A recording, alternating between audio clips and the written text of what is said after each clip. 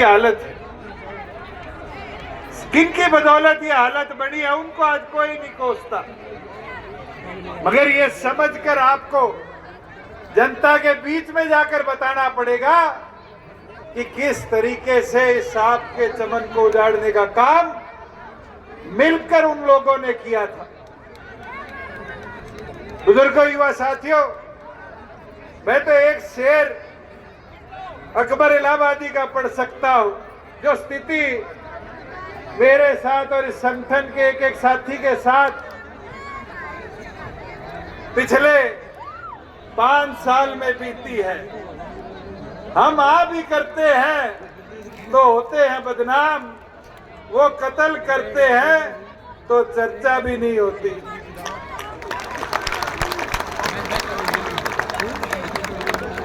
साथियों, प्रदेश के आज क्या स्थिति है अपराध की? आज चाहे अपराध के अंदर मर्डर हो, रेप हो, चाहे फिरौती हो, रंगदारी हो, लूट हो, डकैती हो, निरंतर अपराध इस प्रदेश में बढ़ता जा रहा है।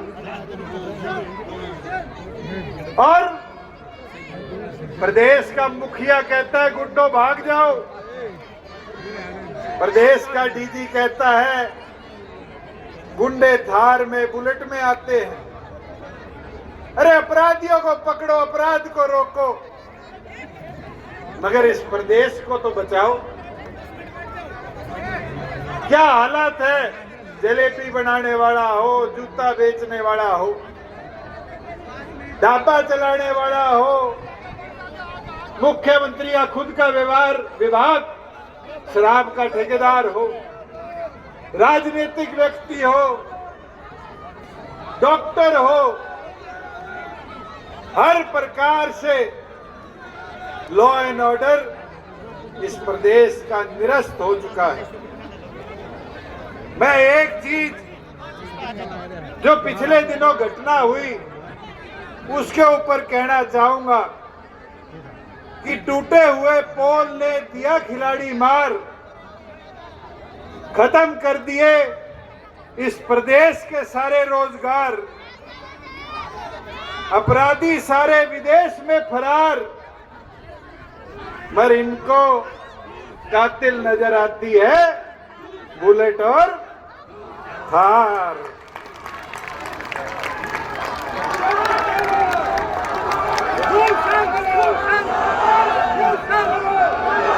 साथियों, जहां आप खड़े हो, यहां से कुछ ही किलोमीटर दूर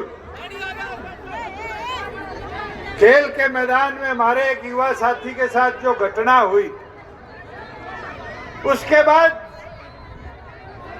सरकार कहती है वो स्टेडियम खेल विभाग का नहीं था। विभाग किसी का भी हो, स्टेडियम तो सरकार का था। कमी तो सरकार की रही है, मगर खिलाड़ियों के साथ दुर्भाग्य क्या है? 40% मेडल लाए हरियाणा और खेल गुजरात में।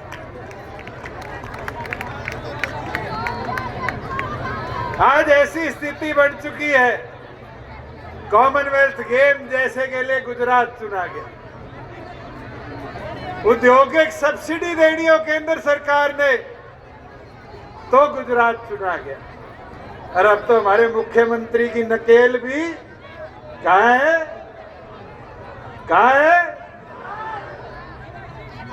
समझो इस चीज को साथियों कि आज व्यवस्था सुधारने पे विचार नहीं है इन लोगों के। इन लोगों की सोच एकमात्र है कि कैसे हमारा आपस का ताना बाना जो है, भाईचारा जो है, उसको तोड़ दिया जाए। ये नहीं देखते रोजगार कैसे बढ़ाना है, मगर इनके विधायक, इनके सांसद क्या भाषा बोलते हैं किस तरह के विचार रखते हैं, जानवरों से तुलना करी जाती है। साथियों, ये सब जो इनने व्यवस्था मेवात के लिए बनाई थी वो मेरे देखी भी है। सबसे पहले पीड़ा में मैं बोला था कि एसपी छुट्टी पे था, तुमने जानबूझकर ये वारदात कराई। आज तक उस घटना पे एसपी के खिलाफ कोई कार्रवाई नहीं हुई। साथियों, ये आज भी वही माहौल बना रहे हैं जो इनने पंचकुला में बनाया था जब राम रहीम को सजा हुई थी।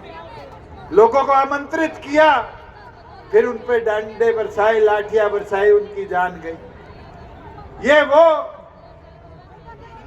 माहौल बना रहे हैं जो रोहतक में हुआ था, लाडसोली में हुआ था, हांसी में हुआ था 2016 में। याद है जब पुलिस नहीं थी पर इस प्रदेश की व्यवस्था को बिगाड़ा गया। ये इनका पुराना एजेंडा है और केवल मात्र यहां नहीं, ये तो एजेंडा 1990 के दशक से चलाते आ रहे। मगर आपको समझना पड़ेगा, इनको रोकने के लिए अपनी आवाज को प्रदेश के प्रत्येक घर तक जाकर पहुंचाना पड़ेगा। साथियों, मैं तो हैरान था, परसों अखबार में एक कटिंग देखी और कटिंग थी कि मुख्यमंत्री ने कहा है कि 50 लाख रोजगार 2047 में बना लेंगे। अभी तो 37 ने भी 12 साल है नहीं है। पहला मुख्यमंत्री देखा जो 22 साल का एजेंडा लिए बैठा है। सैनी साहब, 50 लाख छोड़ो, जो छोरे छोरियां कौशल रोजगार के फार्म भरे बैठे हैं उनने नौकरियां ढंग सिर की दे दो, वही बहुत बड़ा भाई भला हो जाएगा इस प्रदेश। दुविधा क्या है कि कल मेरे को एक साथी ने एक वीडियो भेजी, मैं देख रहा था कि असिस्टेंट प्रोफेसर अंग्रेजी के लगने थे प्रदेश में 613 और एचपीएससी ने भर्ती निकाल दी। नेट और पीएचडी से पढ़ा लिखा तो कोई नहीं होगा। 613 पदों के लिए नेट पीएचडी करे हुए 4800 से ऊपर एप्लीकेशनें भरी गई। 4800 और पास कितने करे? 158। और 158 में भी 50% हरियाणा के बाहर की। ये आज भर्तियों की स्थिति है। अगर इस प्रदेश की डिग्री करा हुआ बच्चा असिस्टेंट प्रोफेसर लगने लायक नहीं है तो फिर जो एमडीयू में हुआ वो तो इस प्रदेश के 21 विश्वविद्यालयों में चल रहा है। फिर तो लाखों बच्चों के भविष्य के साथ खिलवाड़ हरियाणा प्रदेश की यूनिवर्सिटीज में किया जा रहा है। फिर तो सैनी साहब एक चीज कह पाऊंगा कि प्रोफेसर को नहीं लगे फिर मारे छोरे छोरी। फिर तो उनके पास दो ही ऑप्शन रह गए, या तो पीएचडी नेट करे हुए ग्रुप डी की भर्ती के लिए फार्म भरेंगे, फिर ये पत्रकार साथी लिखेंगे कि 4 पीएन की पोस्ट के लिए 40 पीएचडी होल्डर, या फिर दूसरा ऑप्शन आप खुद बना रहे हो कि वो डोंकी रूट से विदेश में जाकर नौकरी ढूंढे। आपकी व्यवस्था प्रदेश की बिगड़ चुकी है कि निकली हुई भर्तियों के अंदर भी ट्रांसपेरेंसी नहीं है। साथियों, अगर शिक्षा के सबसे निचले स्तर की बात करें, एलिमेंट्री की, मैं तो आप सबसे कहना चाहूंगा, जाओगे गांव में, शहर में, अपने स्कूलों को देखने का काम करना। आज ये हालत है कि स्कूलों में टीचरों का काम मेरे के रह गया, इलेक्शन कमीशन का बीएलओ बनना। सच्चाई है नहीं है? पूरे दिन मास्टर मास्टरनी के काम करे, वोट बनाते फिर रहे, और फिर स्वीटी सोनिया आवे नहीं आवे वोटा में। बता दो सच्चाई है नहीं है। मैं तो इस मंच से अनुरोध करता हूं सैनी साहब से कि अगर एजुकेशन सिस्टम को सुधार नहीं पा रहे तो इस एजुकेशन डिपार्टमेंट को बंद कर इलेक्शन कमीशन डिपार्टमेंट को देने का काम कर दो, कि फिर ये जो वोटों की गड़बड़ियों की बात आ रही है, मास्टर मास्टरनी ढंग से एक काम तो कर पाएंगे। साथियों, एक बड़ी दुविधा की चीज पिछले दिनों देखी, मंच पर डॉक्टर भीमराव अंबेडकर जी की हमने तस्वीर लगा रखी, और हमारे लिए सौभाग्य है कि जब चौधरी देवीलाल जी इस देश के उप प्रधानमंत्री थे तब डॉक्टर बाबा भीमराव अंबेडकर जी को उनने मरणोपरांत भारत रत्न से सम्मानित करवाया था। मगर नई चीज मनोहर लाल जी ढूंढ ले आए, बेरानी कित ढूंढ के ले आए। मोदी तो कह रहा है कि संविधान निर्माता संविधान दिवस पर डॉक्टर बाबा भीमराव अंबेडकर जी की जय, और मनोहर लाल जी क्या बोल रहे हैं, अंबेडकर ने संविधान नहीं लिखा था। 10 साल रह लिया इस प्रदेश का मुख्यमंत्री, 10 बार अंबेडकर जयंती बनवाई थी, और केंद्र जाते ही इतनी जल्दी भूलने लग गया। साथियों, मैं आपको एक चीज बता देता हूं, प्रदेश का डाटा उठाकर देख लो, 21 यूनिवर्सिटी है, कोई ऐसी साथी इनने वाइस चांसलर लगा रखा हो। तो मैं बावड़ा था, 4 चेयरमैन थी, 4 एससी साथियों को देकर सम्मान से विधानसभा से अप्रूव कराया था।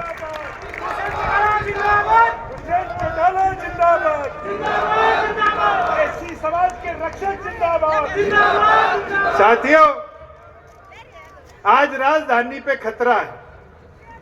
सुनने में आया है कि अब विंटर सेशन में ये बिल लेकर आ रहे हैं, और बिल किस चीज का, कि चंडीगढ़ के अधिकार जैसे जम्मू कश्मीर को दिए, लद्दाख को दिए, दमन दीव, गोवा को दिए, अब केंद्र के हाथ में आ जाएंगे।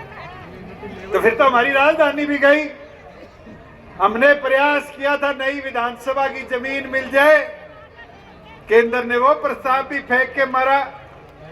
क्यों?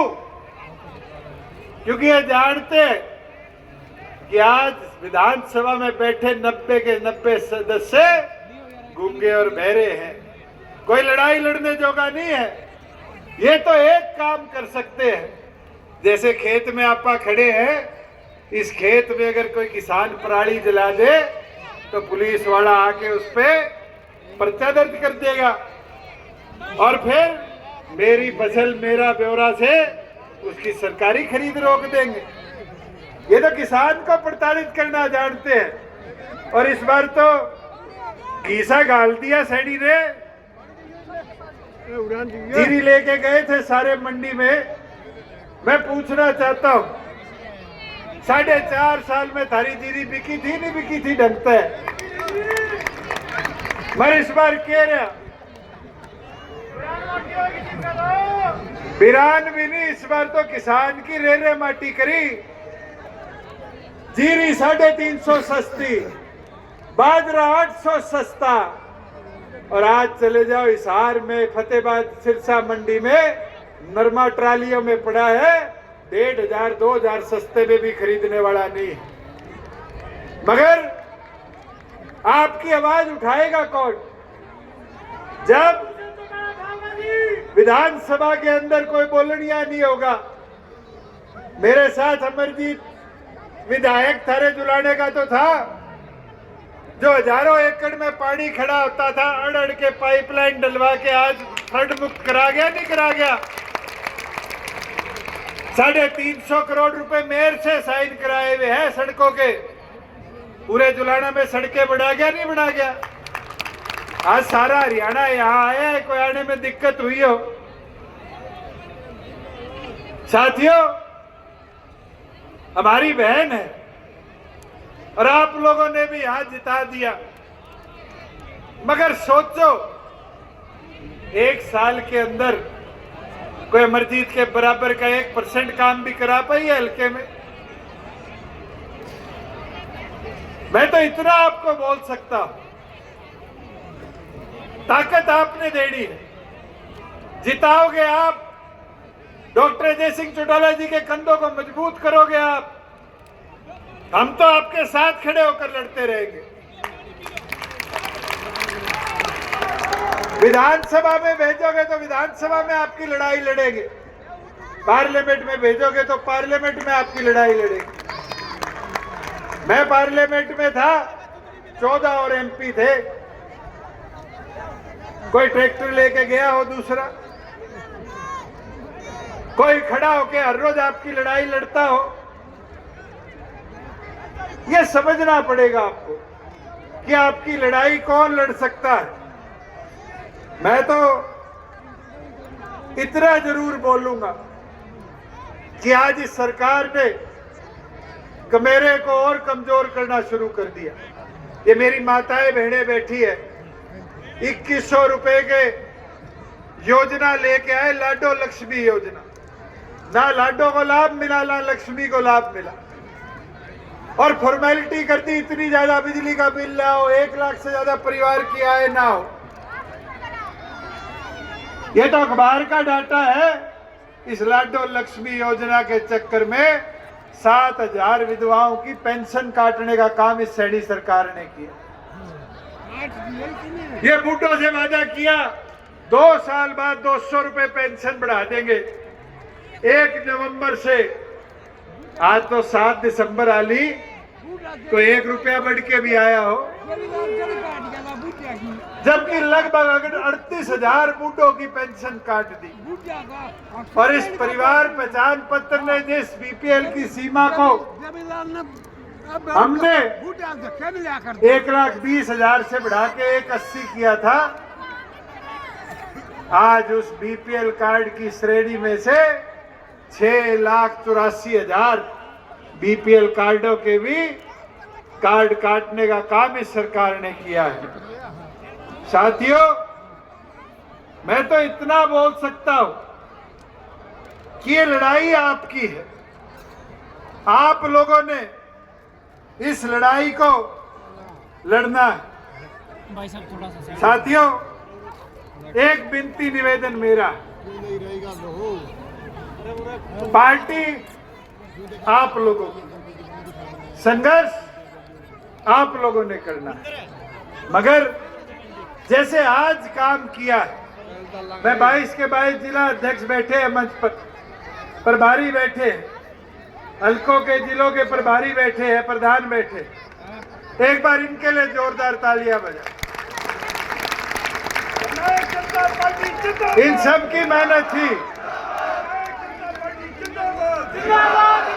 जिनने एक एक व्यक्ति तक जाकर डॉक्टर अजय सिंह चौटाला जी के आदेश को आप लोगों तक पहुंचाया और इस स्थापना दिवस को ऐतिहासिक स्वरूप देने का काम किया। और मुझे पूरा विश्वास है कि आप लोग सारे अगर इसी तरह 4 साल मैदान में उतरकर संघर्ष की पृष्ठभूमि को और मजबूत करोगे तो साथियों, दोबारा जननायक जनता पार्टी डॉक्टर अजय सिंह चौटाला जी के नेतृत्व में वही पहुंचेगी। मगर यह काम आपने करना है। हम तो साथ आपके खड़े हो सकते। 6800 गांव है जहां मेरी ड्यूटी डॉक्टर साहब लगाएंगे, जहां दिग्विजय की लगाएंगे, जहां अमरजीत की लगाएंगे, जहां मंच पे बैठे एक एक साथी की नजरें देख लो। जिसकी ड्यूटी लगेगी वो आपके साथ यूं ही आकर खड़ा होगा। मगर आप सबको अगले 4 साल संघर्ष करना पड़ेगा। मैं तो इतना आपको विश्वास के साथ कह सकता हूं, चौधरी देवीलाल जी के जीवन से हमने सीखा है कि अगर पांव की रफ्तार चलती रहेगी तो आपको कोई रोकने वाला नहीं। ये सरकार में आना जाना ये तो राजनीति के टेम्परेरी फेजेज हैं। बहुत से लोग इस सोच के साथ बैठे थे कि आपका संबंध कमजोर हो गया, मगर मैं धन्यवाद करूंगा कि डॉक्टर अजय सिंह चौटाला जी के नेतृत्व में आज आपने प्रदेश को दिखा दिया कि आपका संगठन और ज्यादा मजबूत हुआ है। और मैं अब पार्टी के राष्ट्रीय अध्यक्ष, पार्टी के कर्ता धर्ता डॉक्टर अजय सिंह चौटाला जी को मंच पे बुलाना चाहूंगा कि वो 8वें स्थापना दिवस पर आपको संबोधित